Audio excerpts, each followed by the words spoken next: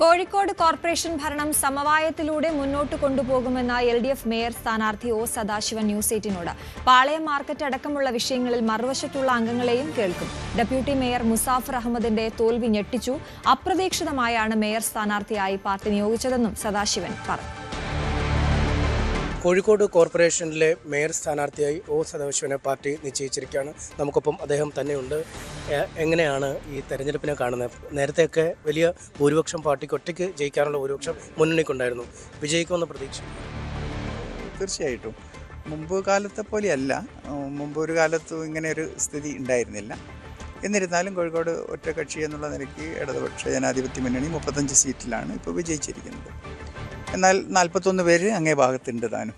അതുകൊണ്ട് തന്നെ തീർച്ചയായിട്ടും ഇനി അങ്ങോട്ടുള്ള കോർപ്പറേഷൻ്റെ ഭരണത്തിൽ പ്രതിപക്ഷ കക്ഷികളുടെ കൂടി സഹകരണത്തോടു കൂടെ തന്നെ മുന്നോട്ട് പോകണം. അങ്ങനെ തന്നെ കഴിയുള്ളൂ.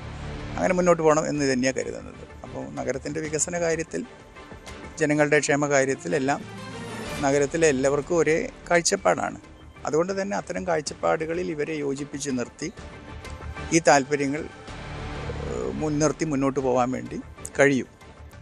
വിവാദങ്ങളുള്ള വിഷയങ്ങൾ, ഏതെങ്കിലും പ്രത്യേക ചില പ്രശ്നങ്ങളുണ്ടെങ്കിൽ അത്തരം പ്രശ്നങ്ങളിൽ നാടിന് വേണ്ട കാര്യങ്ങളാണ് തീർച്ചയെങ്കിൽ അവരുമായി സംസാരിച്ചൊരു യോജിപ്പിലെത്തിക്കാനുള്ളൊരു ശ്രമം നടത്തും. അങ്ങനെ മാത്രമേ പുതിയ കാലത്തെ കോർപ്പറേഷൻ ഭരണം മുന്നോട്ട് കൊണ്ടുപോകാൻ കഴിയുകയുള്ളൂ. ഈ പാളയം പോലുള്ള ചില കാര്യങ്ങൾ വെല്ലുവിളിയാണ്. കാരണം നിലവിൽ തന്നെ പ്രതിപക്ഷം ഒക്കെ വലിയ ബഹളം ഒച്ചപ്പാടൊക്കെ ഉണ്ടാക്കിയതാണ്. ആ പദ്ധതിയൊക്കെ ആയിട്ട് എങ്ങനെ മുന്നോട്ട് പോകാൻ കഴിയുമെന്ന് പ്രതീക്ഷ? പാളയം പച്ചക്കറി മാർക്കറ്റിൽ ഒരുപാട് തവണ ഒരുപാട് വിശദമായ ചർച്ചകൾ നടന്നിട്ടുള്ളതാണ്. അത്തരം ചർച്ചകളിൽ കുറേയേറെ കാര്യങ്ങളിൽ ഒരു യോജിപ്പിലെത്തിയിട്ടുണ്ട്.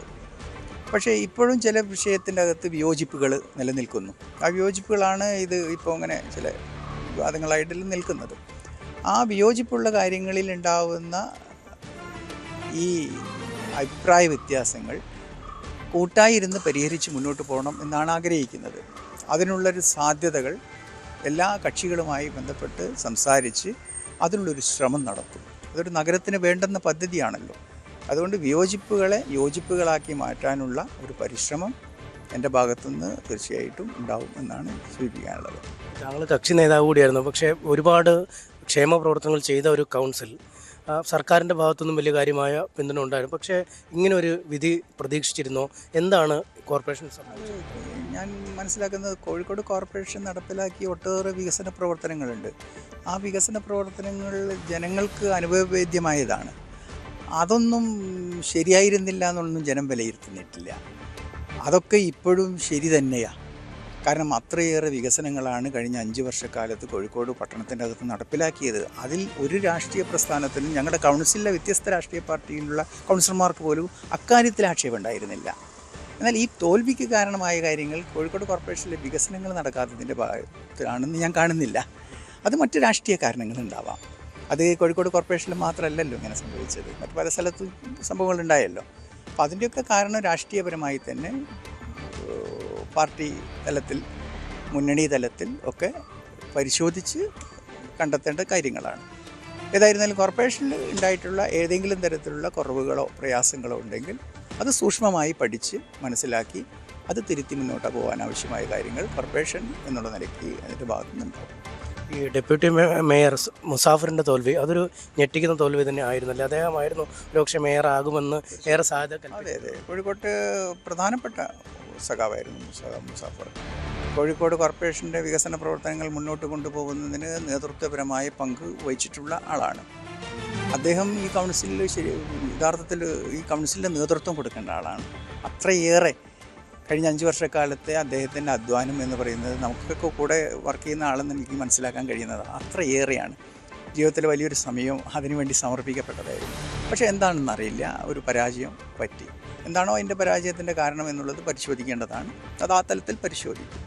അതുകൊണ്ടൊരു അപ്രതീക്ഷിതമായിരുന്നു അല്ലേ അദ്ദേഹത്തിനൊരു പകരക്കാരനായി പെട്ടെന്ന് വരെ? പക്ഷേ അദ്ദേഹത്തിന് പകരക്കാരനാവണമെന്ന് ആഗ്രഹിക്കുന്നില്ല. കാരണം എന്നേക്കാൾ വളരെ ഉയർന്ന നിലയിൽ പ്രവർത്തിക്കുന്ന ഒരു സഖാവാണ്. തീർച്ചയായും എൻ്റെയൊക്കെ മനസ്സിലുള്ള ആഗ്രഹം എന്ന് പറയുന്നത് സഖാവിനെ പോലുള്ള ആൾ തന്നെയായിരുന്നു ഉത്തമൻ എന്ന് തന്നെ വിശ്വസിക്കുന്നു. പക്ഷേ എന്തോ സാഹചര്യങ്ങൾ ഇങ്ങനെ വന്നതുകൊണ്ട് അങ്ങനെ വരേണ്ടി വന്നു. ആ ഒരു സാഹചര്യത്തിൽ മാക്സിമം ഉയർന്നു പ്രവർത്തിക്കാൻ ആവശ്യമായ കാര്യം ചെയ്യുക എന്നുള്ളത് തന്നെയാണ് ഞാൻ കാണുന്നത്. വലിയൊരു പോസ്റ്റാണ്. കാരണം ഈ കോഴിക്കോട് നഗര പിതാവ് എന്ന് വെച്ചാൽ ഒരുപാട് പ്രമുഖരും പ്രഗത്ഭരുമൊക്കെ ആളുകളിരുന്നാണ്. പിന്നെ സാധാരണ ഒരു നഗരത്തിലുപരി ചില സാംസ്കാരികമായ ഒരുപാട് ഔന്നത്യമുള്ളൊരു നഗരം കൂടിയാണ്. അങ്ങനെ ഒരു നഗരത്തിൻ്റെ പിതാവാകാൻ അവസരം ലഭിക്കുന്നതിന് താങ്കൾ എങ്ങനെ? തീർച്ചയായിട്ടും അതൊരു ഭാഗ്യമായിട്ട് കരുതുന്നു കേട്ടോ.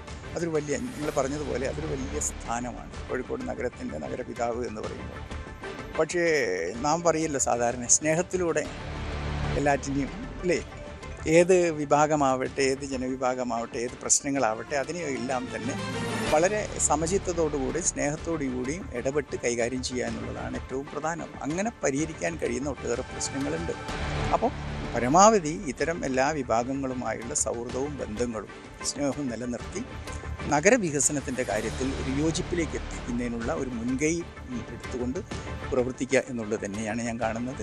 എന്തായാലും സൗഹൃദം, സമഭാവന, സ്നേഹം, സമവായം, ഇതാണ് ഇദ്ദേഹം ആദ്യം തന്നെ പറഞ്ഞു വയ്ക്കുന്നത്. എന്തായാലും തീർച്ചയായും ഭൂരിപക്ഷമില്ലാത്ത ഒരു കൗൺസിലാണ്.